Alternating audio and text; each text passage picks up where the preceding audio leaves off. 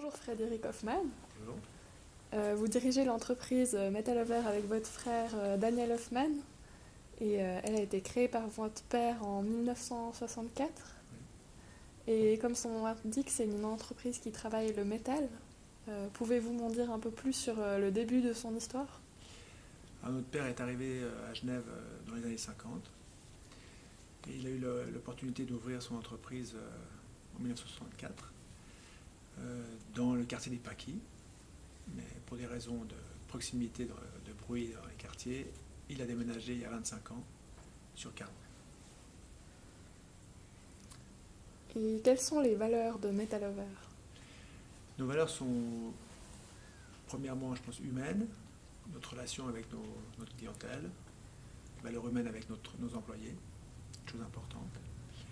Ensuite, l'amour du métier, l'amour de ce qu'on fait, partager, se réaliser aussi au sein de l'entreprise, très, très important.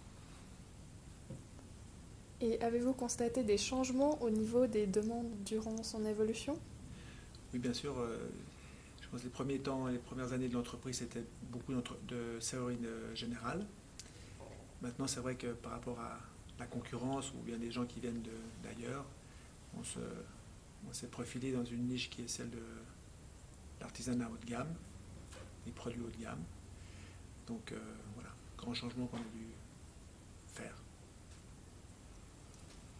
Comment décririez-vous une journée type de travail au sein de votre entreprise? Alors pour nous, le matin, on se rencontre tous à l'atelier, on se dit bonjour tranquillement, on ne démarre pas trop en choc. Et puis, on organise le travail de la journée, les techniciens passent leurs informations à l'atelier, les gens qui partent sur les chantiers posent les objets concrets, ceux qui réalisent à l'atelier, qui construisent. Après, voilà, dans les bureaux, pareil, on met en route notre machine de bureau. Voilà. Sur votre site, on peut lire l'attachement que vous portez à votre métier. Comment pensez-vous que l'artisanat a évolué et va évoluer dans le futur?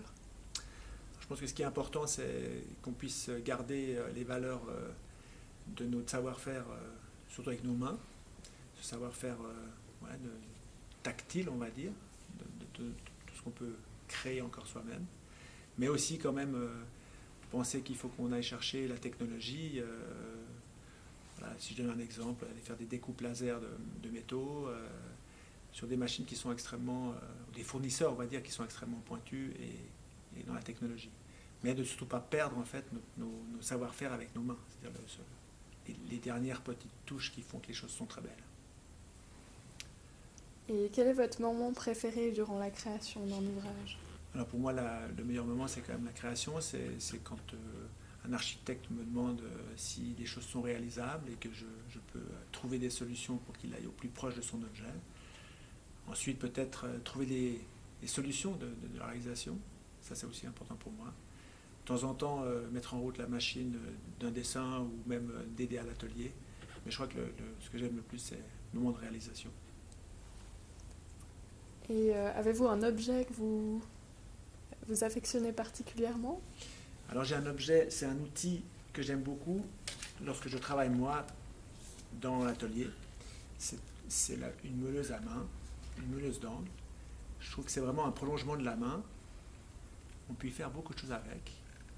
Et c'est un outil extrêmement pratique dans la création et dans notre métier, je trouve. Quelque chose qui aide énormément.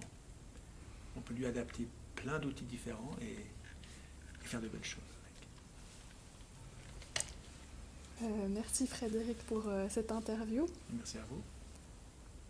J'espère que la passion que vous portez à votre métier saura être communicative. J'y manquerai pas.